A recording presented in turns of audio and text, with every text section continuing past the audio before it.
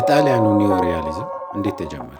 ለዚህ መልስ ለመስጠት እንደ አውሮፓውያን አቆጣጠር 1945 ወደ ጣሊያን መመለስ ይኖርብናል። ከሁለተኛ ዓለም ጦርነት በኋላ ጣሊያን በከፍተኛ ሁኔታ ወድማ ነበር። ከተሞቿ ተጎድተዋል፣ ሰዎች ደህይተዋል፣ ለመኖር ይታገላሉ። ነገር ግን ሌላም ችግር ነበር። ከጦርነቱ በፊት የሚዘጋጁ የስቱዲዮ ፊልሞች ሰዎች በእውነቱ ምን እያጋጠማቸው እንደሆነ አያንጸባርቅም። ልክ ኢትዮጵያ አሁን እንዳለችበት አይነት ሁኔታ ሲኒማዎቻችን ፊክሽናል እና ፍንጠዛ ላይ ያተኮሩ ናቸው። አሁን ስላለንበት ሁኔታ ምንም የሚናገሩት ነገር የላቸው። ወደ ቀደመ ነገራችን ስንመለስ በጊዜው ጣሊያን ተለውጣለች። የፊልሙ ባለሙያዎቹም ሲኒማው መለወጥ እንዳለበት ተሰምቷቸዋል። ስለዚህ ፊልም ሰሪዎቹ ስቱዲዮ ለቀው ወደ ጎዳና ወጡ። እውነተኛ ሰዎችን፣ ሰፈሮችን፣ ቤተሰብን እና ከዚህ በፊት ተውነው የማያውቁ ሰዎችን ቀረጹ። ለመጀመሪያ ጊዜ ተመልካቾች ራሳቸውን በስክሪኑ ላይ አዩ። ጀግኖች አይደሉ፣ ንጉሳውያን ቤተሰቦች አይደሉ፣ ግን እውነተኛ ችግሮች ያጋጠሟቸው እውነተኛ ሰዎች። እንደ ሮም፣ ኦፕን ሲቲ እና ባይስክል ቲቪ ያሉ ፊልሞች የዕለት ተዕለት ኑሮ እንደ ማንኛውም ፊልም ሀያል ሊሆን እንደሚችል አሳይተዋል። ምናልባት እኛም እንደ ሀገር ከዚህ የሆነ ነገር እንማራለን ብዬ አስባለሁ። እናም የጣሊያኑ ኒዮ ሪያሊዝም የተወለደው በዚህ መንገድ ነው።